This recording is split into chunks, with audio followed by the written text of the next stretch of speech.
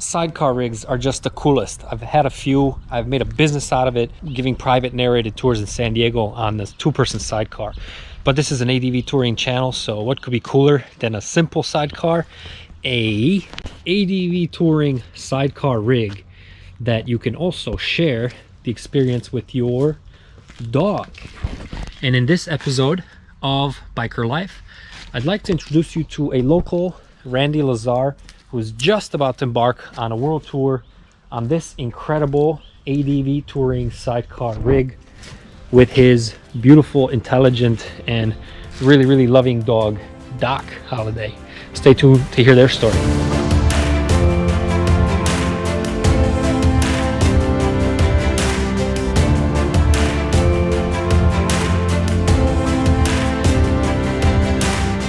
Greetings, riders. Nick here with Pegasus Motorcycle Tours and Consulting, here with episode 2 of Biker's Life, our brand new episode series with our very own local grown Randy Lazar and his beautiful, wonderful, smart dog, Doc.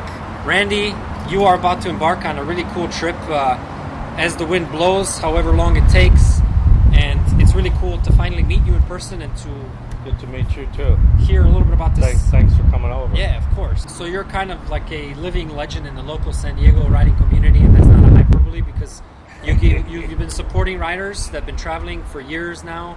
You've been bringing riders that have been ADV touring for years to the local community to share their stories. So it's really wonderful, and I appreciate you sharing your story with our growing community. Yeah. Can you tell us a little bit about the rig itself? What is this, man? This is it's so unique. BMW 1150 GS. I'm sure you can see that. What year is this? It's a 03. I bought it with 9,000 miles on it. It has no ABS. I didn't want ABS. It's very reliable. Yeah. I didn't want the newer bikes because too much electronics to go wrong on a major trip. Leading link front end and the original sidecar frame, which this is different now. But the wheels, they came from Holland as a kit, and then the body was all custom made to my specs, so it was big enough for Doc to stand up and sit and lay down in there fully sprawled out on his pillow if he wants to sleep in there as we're riding. So yeah, it's been quite a project, and it's been modified a few times, and it's ready to go now. How long have you owned it, and how many miles do you think you put on it with Doc? I got it in 2016, and it's got about 30,000 on it now, and I bought it with 9,000. Oh, okay, awesome. And dependable, reliable. You had. Oh yeah, well, the Beamer so far has been reliable. Yeah, I've had no real issues. We've done about 16,000 miles in the U.S., including local riding for the last couple of years. But we did 2 stints of our trip around parts of the U.S. 4 months at a time, and we did over 14,000 miles on those parts. So then I got delayed due to various circumstances, and then COVID hit.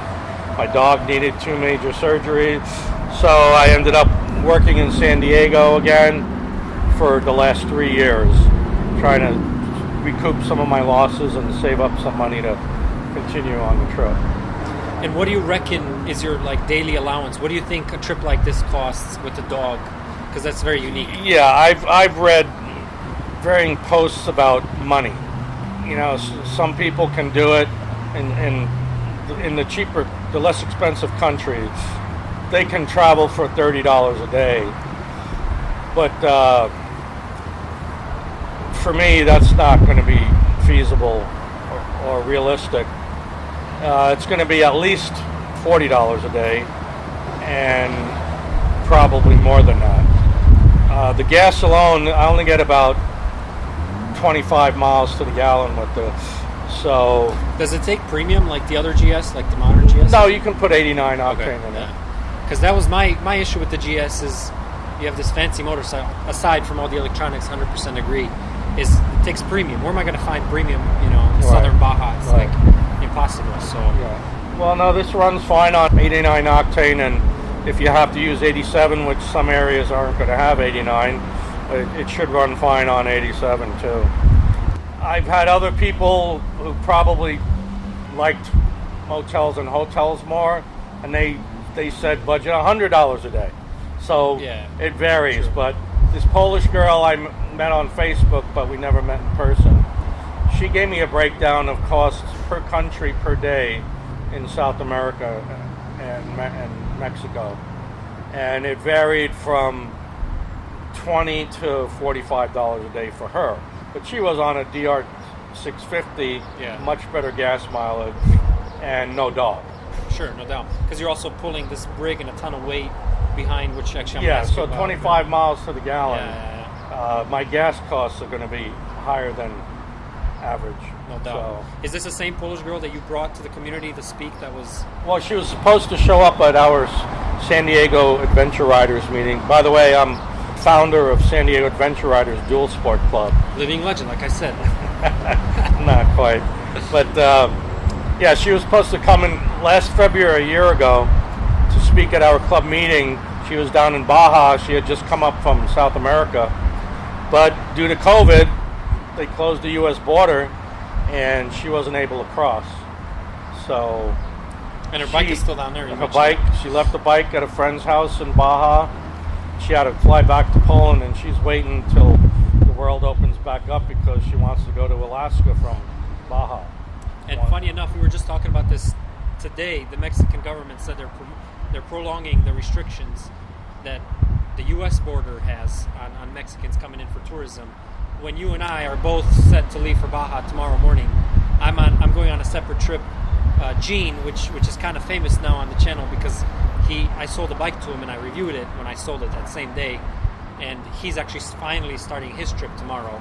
So we're going with TJ. You're going more through Arizona and then later through the Copper Canyon. But I'll let you know when we come back. Yeah. If there was any problems, but we'll see. That's the beauty of this. It's kind of like go and see and make your own way. I assume you're going to be camping most of the time, or Well, we'll camp quite a bit because I got to try to save money and not keep my expenses down. I'm sure we'll be moteling it some. I already have lots of contacts on Facebook and the adventure rider community. I'm hoping to meet up with people and be hosted by others. Like I've hosted over 25 world travelers at my house over the last 10 years. We're just hoping we meet a lot of cool people along the way, people to ride with, maybe to stay with, just good people, good motorcycle people hang out with, and if what goes around comes around basically in the motorcycle community. no doubt, So, no doubt. yeah. And you being the head of our local community, you know yourself firsthand how amazing and generous those people are, and how they're eager to lend the tools and lend the knowledge and lend their time too to help. Yeah. So Yeah. tell us a little bit about the sidecar. I don't want to keep people waiting. Everybody's looking at the bike thinking it's something very, very unique. So completely made to your specifications. Well, the sidecar body was made to my specifications, and the frame and stuff was built by the sidecar builder. Yeah, I just wanted certain things on it, like the water bottle, water jugs, the RotoPax, I see it, yeah. the spare 3-gallon gas can. I wanted Jesse Luggage on it because it's the best stuff out there. Yeah, it looks very And military grade almost. I see you have a solar panel for charging. yeah, that was made by a guy who built one for his own bike. And when my original sidecar builder was building it, he said, "Hey, I know a guy who built his own solar panel. You want him to build you one?" I said, "Sure." And it was very inexpensive, and things got enough power. It's more powerful than those fold-out ones you buy commercially. This one's built better and has more output, so it'll charge a laptop, cell phone, whatever, and it constantly charges the bike battery. Are you documenting your trip? Is that why? Is this for like a laptop or something? Or? Yeah, I'm going to carry a laptop, of course. Most people do. Yes, I'm going to be documenting. First of all, raddendoc.com is it's a link to my trip report on San Diego Adventure Riders Dual Sport Motorcycle Club forum. So I have my full trip report there. And we're also on Facebook under Radden Doc Travel the World, and on Instagram the same. That's our sticker with the Facebook and Instagram. And and here's the web address and my email. I'll also link it if you'd ever like to get a hold of us. And so tell people about the plan for trajectory, just so you know. I'm sure people would love to meet you and maybe even host you, so they know if you're. Do you have a set plan, or is it kind of as the wind blows? The plan is around the world. We'll see how that goes. Definitely Mexico and South America. Figuring at least 6 months in Mexico. And if the borders don't open up in South America, then we'll continue traveling Mexico for longer than that. But the goal is to get down to Patagonia, Ushuaia, and that's figuring at least a year and a half, 2 years to do that. And then if all goes well and Doc is handling that kind of trip well, then we hope to ship the rig over to Europe and continue traveling more parts of the world. Once we cross into Mexico, that's when the real trip starts. That should be hopefully in a couple of weeks. I'm waiting for some documents. I still haven't got my bike title in. I have to get that before I cross the border. No doubt. So I'm waiting for that, and I'm waiting for a debit card. Once we cross into Mexico, we'll be going down towards Copper Canyon. A guy from the website Adventure Rider, ADV Rider, he invited me to stay at their motel north of Copper Canyon, and he said there are lots of good routes to head down to Copper Canyon from there. So I figured, hey, that's probably going to be my first night stop, and I'll start figuring out routes from there. I have no real planned route because I just want to start zigzagging and doing some research on places to see. And like I said, we're going to be at least 6 months in Mexico, so we can see a lot. And we just want to see all the fantastic scenery and little villages and towns and cities. No doubt. There's so much, and I still have yet to research a lot of it. But that's okay. I'm okay with that.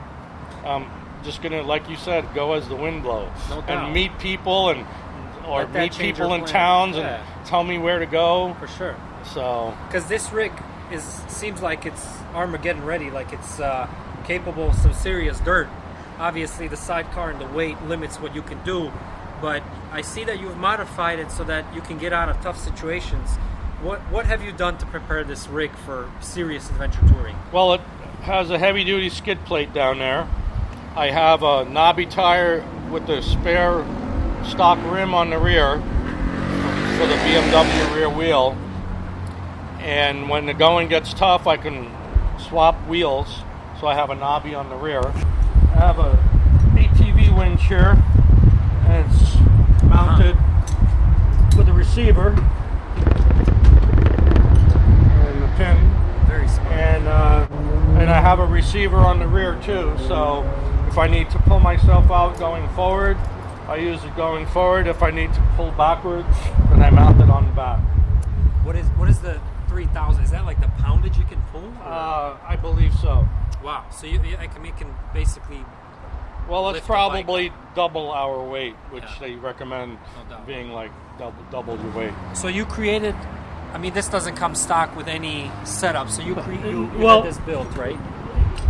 I bought this mounting plate that was made for the winch, and we had a 2-inch receiver, but when I recently had it modified by Joe Hauler. Yeah. He builds the Joe Hauler motorcycle hitch carriers.